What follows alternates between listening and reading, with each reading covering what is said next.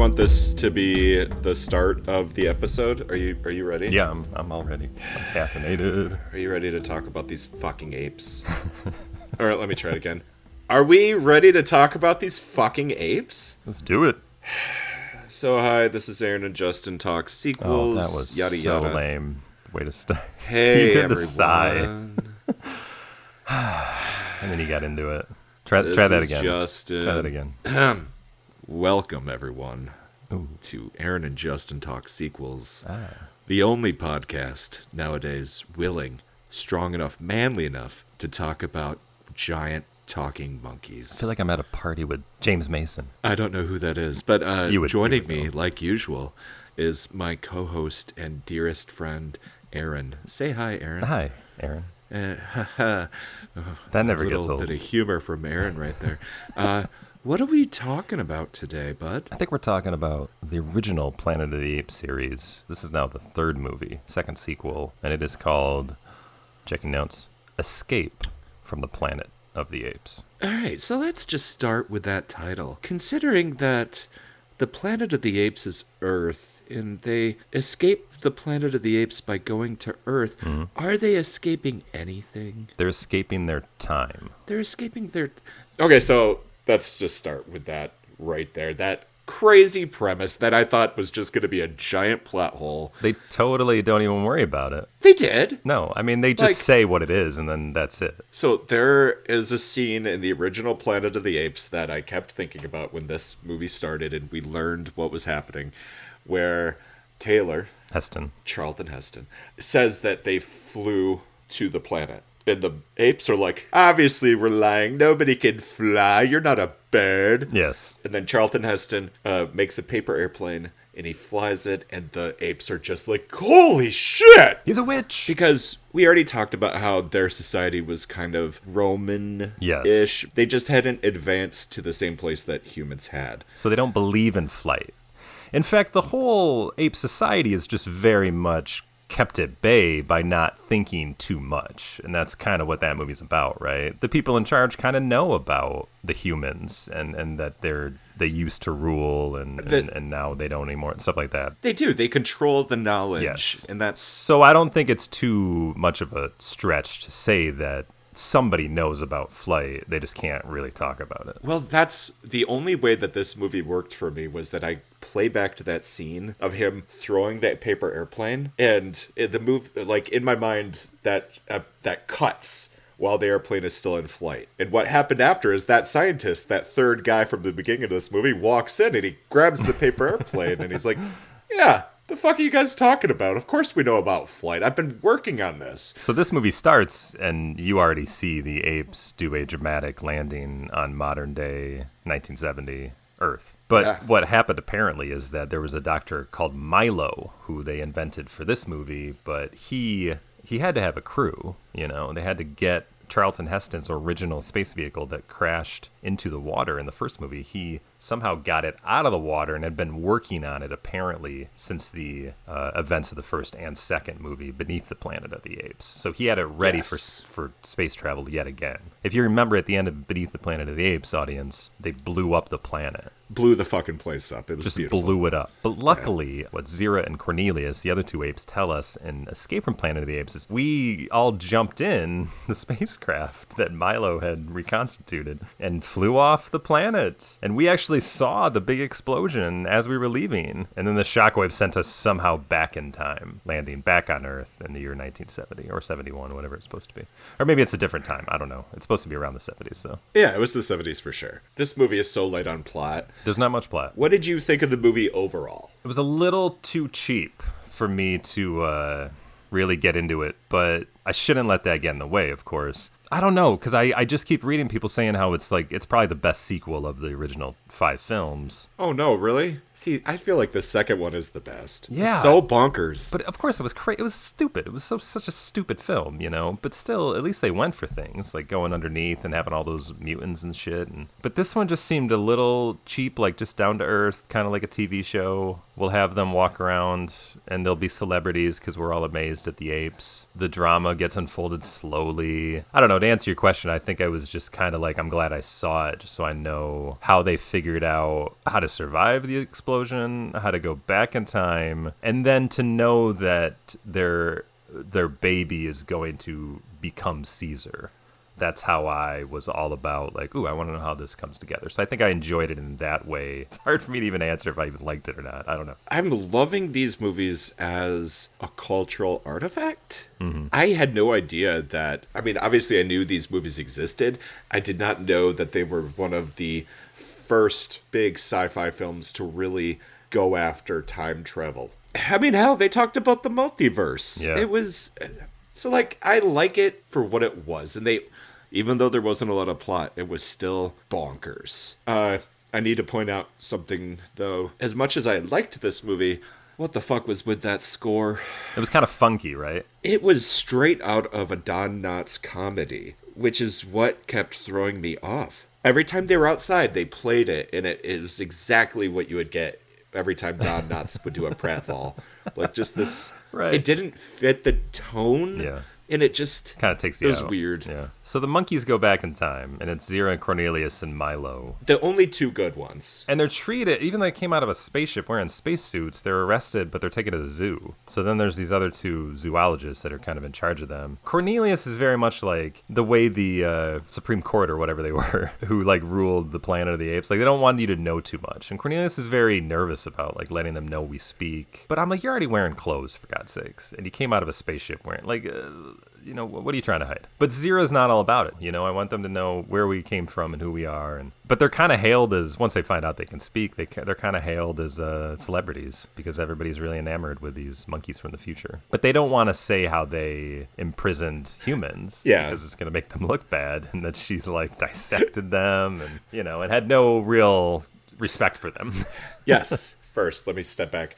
Now I understand the whole Roddy McDowall being in all these movies. Yeah. Because, yeah, he was good as Cornelius. Like, and after this movie, it really becomes his franchise. Something that I didn't understand until this movie was that, for us, these monkeys are supposed to look just like primitive monkeys. The whole concept was when they land, those people didn't bat an eye. They're just like, oh, it's, you know, like the first monkey in space was the Russian monkey, wasn't it? No, that was the dog, I think. I think we might have put the monkey up. Yeah, one of us put a monkey in a spacesuit into space before this. The humans don't bat an eye because to them, they're supposed to just look like every other monkey. Yeah, well, yeah.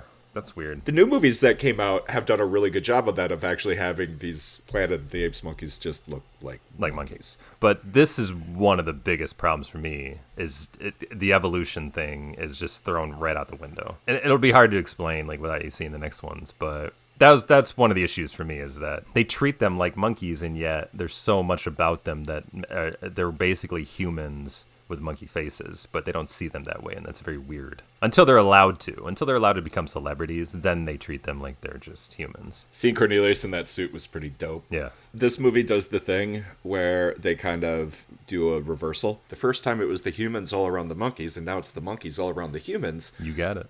And just like in the first movie, where the humans had two monkey protectors as Cornelius and Zira. This time, there's two humans, a man and a woman, that are protecting them. Right. And I don't remember their names. They're vets from the zoo. Yeah, they're like the zoologists. I think Brooks and somebody else. Yeah. I'm trying to remember here, but the girl, she is actually in, I think, 4 out of the 5 movies. Who? The other zoologist. Oh, really? I think she was in Beneath. Yes, she was one of the mutant mind readers in Beneath. Oh, playing you mean different characters? Different characters, but this actress, yeah. Okay. And she's the one that committed suicide in the tub, if you remember, when the monkeys were finally like gaining the advantage on them. Yeah, so that was her. So she was in Beneath, and then she's this zoologist in this movie, and then she plays Caesar's love interest in the next 2 films. So she now becomes a monkey in the next one. So this actress, along with Roddy McDowall, is in the movies as much. Huh. Yeah. Not to spoil anything for you there, but who cares? Yeah, I know. And this is why I did not watch ahead. I didn't want it coloring my viewpoint of this movie. So everything is good. They're treated as celebrities, but there's one director of national security, whoever he is, called Hasselline, I think, who... douchebag, yeah. He is a little... suspicious of them. And he's the one that like pushes the government to like, well, let's look into this, blah, blah, blah. Yeah. And do you recognize that guy? Because I recognized him. I was like, how do I know this guy? I did not. He's been in a number of 1970s films where, I don't know, some of those sci-fi films, so he's a little popular for that. Like The Forbidden Project, I remember, is one that he's in. But he is most famously known as being Victor from The Young and the Restless. Oh my God! Of course I know him. I am shocked. I feel like he's probably one of the most well-known for being a character on a soap opera, right? It was a big deal when he was what? He was on Titanic? Yes. Yeah, that's right. Well, that's the thing. Looking at his filmography, I was like, he wasn't just typecast as like, oh, he's a soap opera actor, we can't use him. Because I'm like, James Cameron used him. A lot of people have used him over the years. Like, he hasn't had a problem like, oh, yeah, I'll be in a movie, this and that. I think that's pretty cool. He's been on The Young and the Restless for 44 years. Isn't that awesome? I mean, that is a nice, consistent job, like a normal person. Yeah. Where you just get a paycheck every week. Eric that gotta be nice. Braeden. That's amazing. So he's the suspicious one. He's the one that, so this is where they talk about multiverse, future, stuff like that. He is so concerned that whatever they do with these monkeys today will eventually lead to humanity's destruction. And then they find out that Zira's pregnant. So he is first and foremost like, look, we need to kill the baby and we need to castrate these two so they don't continue, because whatever we do today is going to lead to the future problems we have. And the funny thing to me is like, it's like 2,000 years away. So I don't really know what kind of effect you can really have on that. 2,000 years. And does he not know what a paradox is? He should. So I liked his time travel concept. Think of time like an infinite highway with infinite lanes going in both directions. The off ramps like create branches. Like he was just saying multiverse. Mm-hmm. Thinking that he could impact 2,000 years in the future is silly, especially given they explain, which I also really enjoyed. They explain how the monkeys came to power, and it didn't involve them. Yeah, it wasn't the monkeys' fault, which is different from the new saga as well, because I thought that the new one probably followed these sequels a little closer, but they don't, and in this way at least. So how do they explain it? Like, it's just there was a disease that killed all the pets. Yes, that's right. The dogs and cats. And people missed their pets like crazy. They started adopting monkeys. And the monkeys, over time, got better at their jobs, and got better at their jobs, and got better at their jobs, until one day, one monkey said, no, I'm not going to do your work for you anymore. So I'm assuming the next movie is going to deal with that. Like the moment of rebellion is my guess. So what he really should be concerned with is trying to stop whatever germ warfare facility is out there, trying to develop something that's going to eventually kill all the pets. That's what he should be worried about. Yeah. Do you know where the virus started? Do you have any details? Like, yeah. But he's also not wrong for thinking that these monkeys could speak, and they might be connected into the future in some fashion that if they're speaking now, we probably want to stop that. He's not wrong about that either, though. So I guess I'm kind of on the fence about that one. Let's take a step back. Let's talk about time travel. Oh, God. Traveling into the past is not possible. Traveling to the future is. It's just a paradox. Just because of the different perception of time, close to gravity, blah, blah, blah. Yeah, but no, like I believe we came to the conclusion that that's impossible as well, because the future is the present for whoever is there, and then you are their past. So you can't travel from or back to. Well, not that, but you could... Interstellar's right that you could go by a black hole and basically... Oh, well, that kind of thing. Yeah. Yes. Yeah, I understand. Like closer to the speed of light, that kind of thing. Yeah, real. Like time dilation, I believe, is what's that. Time dilation. What that is called. Yeah. So not really time travel, but in essence, yes. Yes. The other shit, yeah. If it exists, it uses some laws of science that we have not. It's all about the paradox, and that you hadn't done it before, you can't do it now, or you would always have to do it in order. Whatever. It's just a big mess. Well, like so, we have Back to the Future, which is a great version of time travel where the actions you take in the past will create a branch. It won't change the future because it's already happened, but it will create another branch. So multiverse. This isn't that rule of time travel. Like, this is more Terminator time travel, where the actions you take will change the future, That's funny. I've never thought about that. Like, well, then how do they originally do what they needed to do to go back to change it then if they change it and it never having to happen? How do they explain that?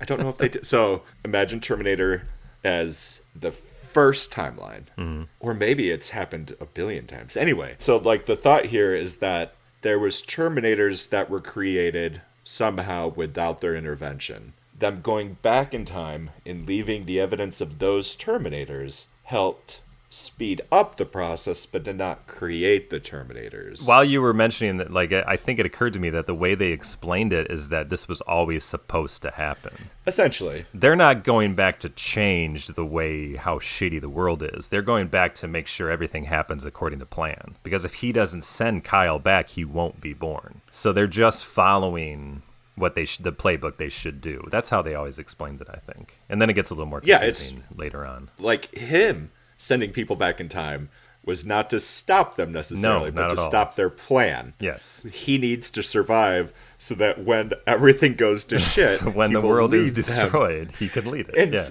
That is funny. And so it's Sarah in the second one who's like, we should try to just make it not happen. Yes. And so like the monkey movies treat it like this. They say multiverse, but they don't. They're just treating it as the paradox, because I'm assuming they're going to say that them going back in time is what causes the monkeys to take power. Well, it's all about the baby. So he's not wrong. So if he was allowed to kill it, then it would have all worked out for the humanity, I guess. However, the disease still would have killed all the pets, I guess. And these movies all have a really common theme that man is bad and dumb and can't get over its barbaric ways. To where the humans treat animals poorly, and then the animals, when they get in charge, they treat the humans poorly. But not as like a revenge thing. It's just like this natural thing that you want to experiment on the lower forms of life, and you want to rule whatever's lower than you. It's this interesting civil rights illusion, almost. They talked about how the civil rights, or the conversation about race, was more prevalent in this one, and I feel like it was less so. I feel like this was less racial and more just how terrible people are in general. I think you're right. And I think when you watch Conquest, it's definitely more of a race thing. Like, you'll see it there. So, yeah. So what we have now is kind of a reenactment of the first movie, where you have those two zoologists who were like the two monkeys in the first one helping Taylor. Now they're helping Zira and Cornelius escape with her, and she's pregnant. Yes, and she has been since before the second one. So they help them get out of there, and then the government's after them. And really, isn't it, they end up at the circus because that they feel is a safe place where they can blend in.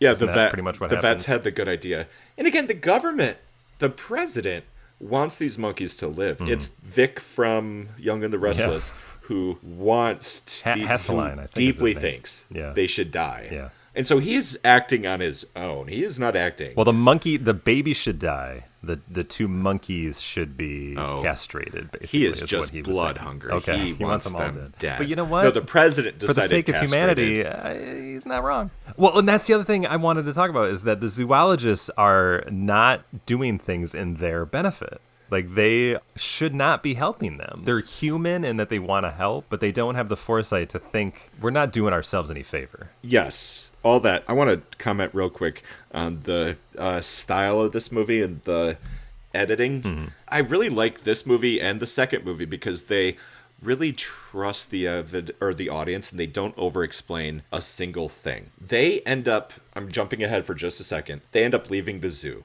because they find out that the government's going to be checking all the zoos. Yeah. Or they leave the circus. And when he left the zoo, while they were trying to leave the zoo, he accidentally killed one of the orderlies. Cornelius. No, that was at that army compound. Oh, yeah, whatever it was. So he didn't mean to, but now they're fucked after that. Like, there's no way we're going to take it alive now. Yeah. They stash him at the circus. She has her baby, and then they have to leave because they're going to be searching the circuses. And for those of you who are too young to remember, circuses were very popular in the 1970s and 80s and 90s.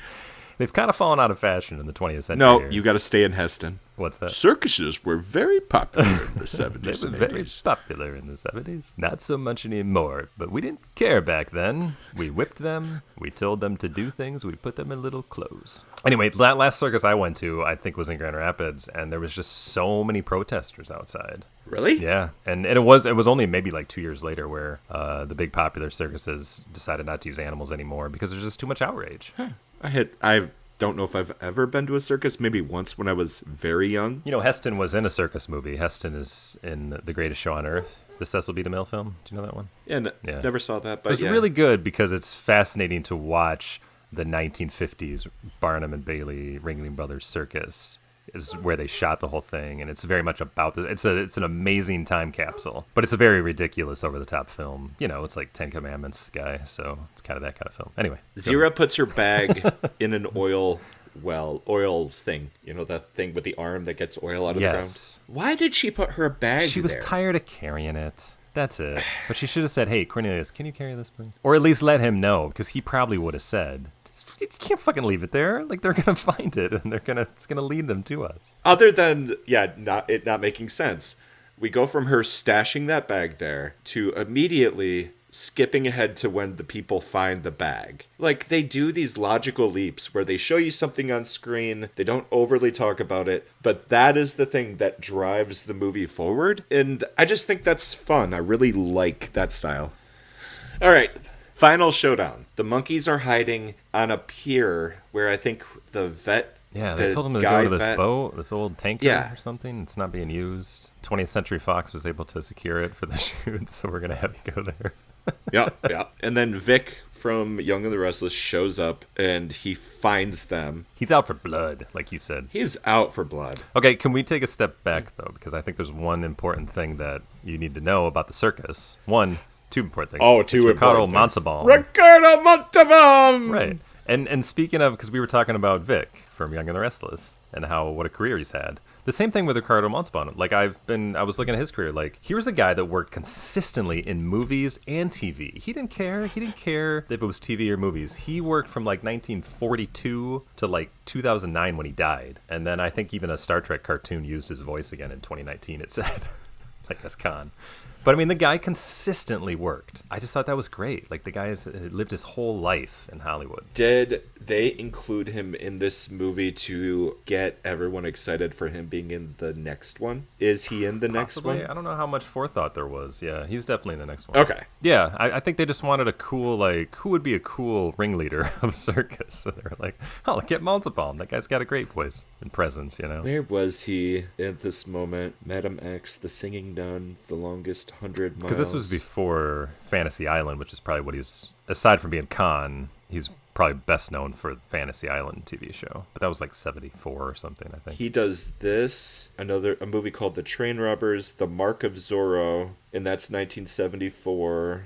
Fantasy Island starts in 78. Oh, okay. Later. And so he's showing up on single episodes here and there. Wonton, The Dog Who Saved Hollywood, Joe Panther, Mission to Glory, Captain Courageous, and then boom, he's not in another movie for 5 years. Is that when the show ends? From 78 to 84? No, he was still on.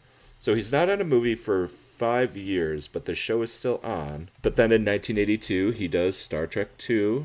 And then he did Cannonball Run 2. And then he does The Naked Gun. Oh, yeah. That gap I'm interested in. And has no film credits from 1988 to 2002. Spy Kids. Spy Kids, and then Spy Kids 3. And then the last movie he did was The Ant Bully, which was a voice role. That's a big career. And he was married to his wife since like 44. And I think she died a year before he did, or a year or two. Pretty good. That is pretty good. Anyway. Probably a good pension. That's the number one thing from the circus. Are you going to talk about the... Well, the second thing is that she gives birth to the baby at the circus. Mm-hmm. And they call it Milo in honor of the doctor who died. They got him there in the first place, the other ape scientist. But there's also another ape there who has a baby. Yeah, just a normal monkey. Just a normal monkey. Yeah. What a coincidence. We're both mothers. And before she leaves, she wants to talk to the baby mama. Yeah. Because she thinks that she understands her. And then they leave with baby Milo. So it's Cornelius and Zira and baby Milo, which are actual baby monkeys, of course. They use those. Yeah. Even though their monkey would probably not look like a monkey. They look like monkeys. So, of course, the baby... They don't look like monkeys to the viewers, but they look like monkeys to everyone else, I guess, in this planet. So then they leave with Milo, and then they end up on the boat, yeah. And then... The crazy doctor's out for blood, and he tracks him down, and yeah. And so he shoots Vera in the back. Zira. Cornelius is above him, shoots him. He turns around, shoots Cornelius. No, he shoots Vera. He shoots Zira. Zira. Damn it. And then walks up to make sure she's dead and also puts a few in the baby. Like 4 into the baby. This baby is dead. It was awful. Jesus, guy. Then Cornelius shoots him. He spins around. Cornelius gets shot. Shoots Cornelius. He shoots him. He falls off. Everyone dies. Yeah, everyone dies. Not before, though, Zira, with her last energy, picks up the baby, which I thought was weird, and fucking whips it into the water. Like, okay, if it wasn't dead before, it's dead now. It's dead now. And then she goes and dies on top of Cornelius. And now, at this point, did you know the twist? I knew it the second. When we were at the circus, I knew. Did not even think about it. Really? I was just like, what is going to happen? I'm like, how is that baby dead now? Like, who's going to be in the next one? And then once they went back to the circus, like, it started to dissolve. Then I was like, oh, yeah, right. It totally got me. So it was a good twist, I thought. I saw it coming that Zira switched the babies. Don't know how that monkey was cool with it. Switched the yeah. Why would that mommy be cool with it? I don't know. Because we already saw a monkey similar to that one kill the original Milo. And so it's like she's going to get into a cage with a wild animal that she knows can be aggressive. But she did it. So they switched the babies. The babies. Milo is safe with Armando. Yes. The circus guy and its mommy. And they're like leaving town. And then the last thing you see in the movie is this freakish little scene where it was crazy. Well, they used the footage, but there's only like they for some reason only decided a certain portion of it is where he looks like he's talking because he's a real monkey. So then they would like play it and then they would rewind it and play it and rewind it and play it and rewind it. So they had him say "mommy" over and over. And it was looped. That's what Baby really Milo weird. was saying, "Mommy, mommy, mommy, mommy." Yeah. But I thought that was a good ending though. It was weird, but it was a good ending. It was a because good now ending. The baby's alive, it's talking, and it's hidden. And now the human race is doomed. It's basically what that says at the end. Maybe just as big of a nuclear bomb than the second movie. Maybe that's what we just witnessed with him saying "mommy." The hardest part of these movies for me is going in and knowing there's going to be that layer of sadness. You're always going to be siding with the monkeys, almost all, especially in the new movies. New Caesar and you always know that he's going to have to fight against a bunch of assholes that want to kill him for no good reason. It wears on you. Well, and also the new series, when people went and saw Escape, there was only the first 2 films, and now this new movie. They didn't know where it was going. All they're being told, all they know is that there's going to be a disease coming. So they're just like, well, if there is another movie, I wonder what that one will be about. Well, I guess it'll be about the baby Milo. But where does the disease come in? I don't know. So they don't know any about that. But even the new reboot series is like, we know where all this is heading all the time. Even from the first movie with James Franco. Like, you know where this is going to end up. That someday they will be the monkey overlords that harass Charlton Heston. Yeah, I like the thought that this is, since they introduced the multiverse, that this was just another lane on the highway. So that's it. That's it. We're halfway done. Movie. That's Escape from the Planet of the Apes. We've reached, if we're doing a traditional 5, we're at the hump. Next one, we're over it. Okay, you're right. The final one, we're done, right? Talking about this one, so now we're over the hump. Oh, yeah. Good point, yeah. The next one is Conquest of the Planet of the Apes, then followed by Battle of the Planet of the Apes. Now, we could do both of them together, I guess, if you wanted to. When you texted me last night and you were asking how far I was sitting there going, this plot is so thin, it would almost make sense to do 2. It would make sense. I think it was a smart move to do this one on its own, because this one is kind of an outlier. Like, you have the first 2, which are connected. This one is kind of an outlier. But I would say the next 2 are good to do together. Like, those make sense. Well, that's it. I'm done talking now. Go away. The episode is over. Get. Do and know. Those are the 2 words you have to remember. Do. No. And no. No. Bad monkey. If somebody could have been in charge trying to tell them a better way to train monkeys, a lot of this could have been avoided. Yeah, but if you look at it as an allegory to race, what you're saying is, if the slave owners had just did a better job of training the slaves... No, I mean, they enslaved other humans, for God's sakes. So, you're thinking of it wrong. No, they enslaved humanity. That is not the same thing. Anyway, we're not talking about enslaving in the next movie. The civil right is more about just equal rights. This is what these movies are alluding to. They're not talking about slavery necessarily. No, it's absolutely that's like saying the Civil War wasn't about slavery, man. No. I'm saying in the next one, it is about the civil rights movement. The movement itself is all about we're all living together now. Why can't we live equally? Yeah, that's but what doesn't it turn into monkeys ruling the humans and turning them into the slaves? Yeah, eventually. But also the humans become dumb, right? They all de-evolved. Isn't that weird? It's not like they were humans and they were enslaved again by monkeys. They were like another form of they weren't Homo sapiens anymore. They were like, it was almost like a different monkey had evolved into something that looked like humans over those 2,000 years. Yes, and then right. the That's survivors of the human race had become the mutants. Yeah. Right. And then so that's why it's good that they didn't have Heston and that girl get it on, because it would have been a little weird. Okay, so Taylor goes, he's there, other ship goes, they're there. Time has passed. It makes you wonder about them bringing up Taylor. Putting Taylor in there and having the humans talk about him like they would make that logical leap. Yeah. Like, oh, well, did you see our astronauts? We think they traveled into the future. That's right, they did know about him. But nobody ever talked about it. Like, what was their mission exactly? See, yeah. And if they had that technology, if NASA had that kind of technology to build that kind of spacecraft and send that off, traveling at the speed of light, yeah, none of that ever came up again. They just conveniently forget these things. Yeah, that's all it is. And then I'll just leave you with this thought on the next ones. The biggest issue for me is no longer time travel; it's evolution. And evolution just does not happen that quick. This quick. It was a problem in the first movie, but it becomes a huge problem in the next two, for me at least. But you just let that go, and you're like, it's fine. That's why Monkey Disease, the new movies, they do it pretty good. It's the only way it would make sense, is if there was something that evolved them quickly and killed everybody else quickly. That's the only way the Planet of the Apes actually works, unless Taylor had gone a couple 100,000 of years in the future. Yes, that would have been way better. Yeah, if he went like 450,000 years, which is very like H.G. Wells' Time Machine. Like that's basically what he does. He goes like 350,000 years in the future. Like that works. Such a weird tangent right there, but that old movie is the best visual representation of time travel that I've ever seen, and I love it. Like the original one. The original. Yes. He sits in one spot, and time moves around him in that one spot, and it's just awesome. Yeah.